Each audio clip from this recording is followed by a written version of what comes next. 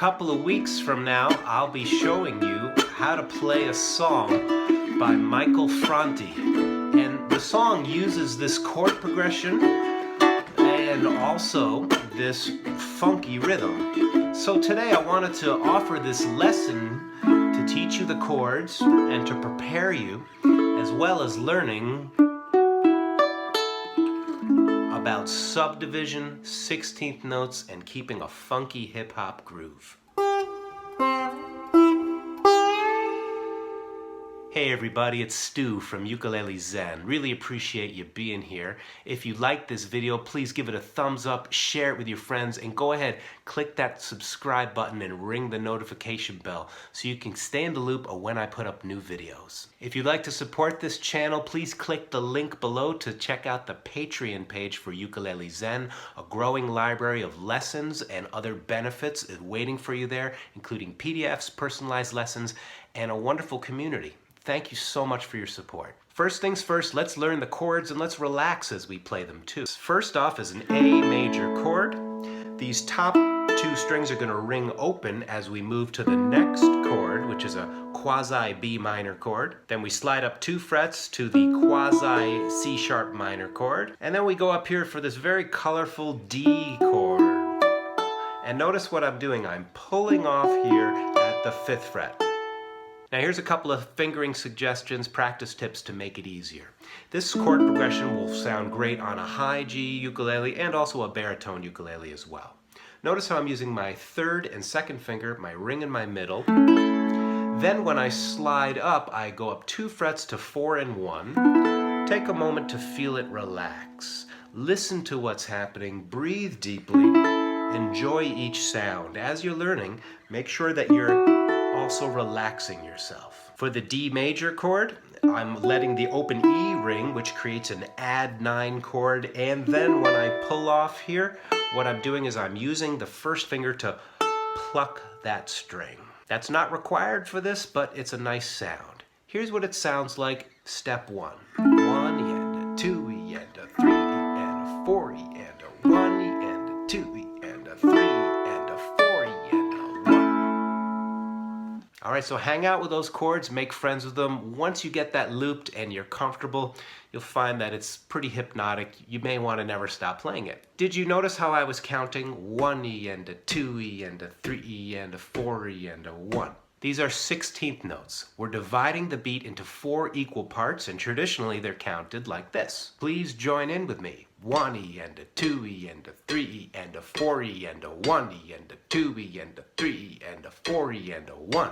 Also say, Massachusetts, Massachusetts, Mississippi, Mississippi, I love Paris, I love Paris, I love Paris, Barcelona. Oh! Any 4-syllable word will work, but traditionally you're counting each beat, dividing it into 4 equal parts. This is called subdivision, and it will really make you into a better player. Subdivision is so important because it keeps you in time with the steady pulse provided by your metronome, and it also lets you know when the other elements of the rhythm are being played. Now, if you haven't already, get yourself a metronome and please make friends with it. Your metronome is really your best friend. Just get yourself a metronome app. I like the one called Tempo. To everybody who says I don't like a metronome, well, I encourage you to try. An aspiring musician who doesn't use a metronome is like an aspiring golf player who doesn't want to use the clubs. You gotta use a metronome in order to train well. And we're playing 1 and a 2 E and a 3 and a 4 E and a 1 and 2 E and a 3 and a 4 E and a 1. Now if we take the metronome out of the picture, we can move in slow motion so we can really internalize the motions, then put it to a steady pulse. Here's a good pattern to start with. 1 E and a 2 E and a 3 E and a 4 E and a down, up, chunk, up, down, up, chunk, up, down, up. Now if you like, you can break up that first down, up strum with a pluck and then a strum, or a pluck and then another pluck. Here's what that sounds like. 1 E and a 2 E and a 3 E and a 4 E and a 1 and a 2 E and a 3 and a 4 E and a. Other variations are to strum, then pluck, chuck, up, down, 1 Now here's the rhythm with a metronome. I'm going to be tapping my foot and subdividing. Here I go. 1 and a 2 E and a 3 and a 4 E and a 1 and a 2 E and a 3 and 4 E and a 1 and 2 E and a 3 and a 4. Eventually you stop counting out loud and you feel the subdivisions and you hear them in your mind.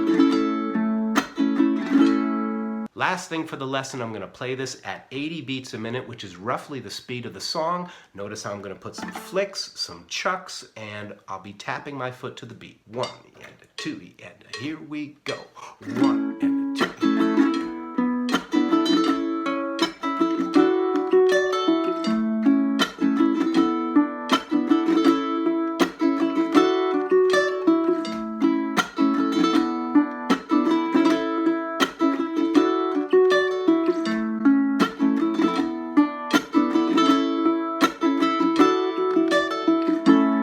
Now that finger style stuff I'm doing on the D chord is like this. Thumb, index, middle, ring, ring, pull off, middle, index.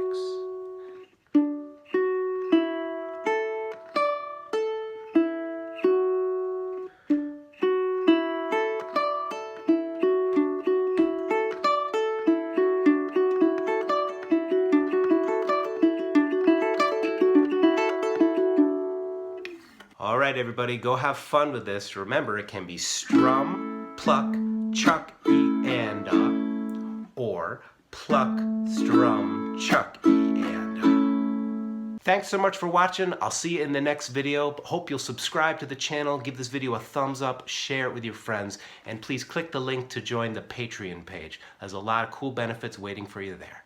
Thanks so much.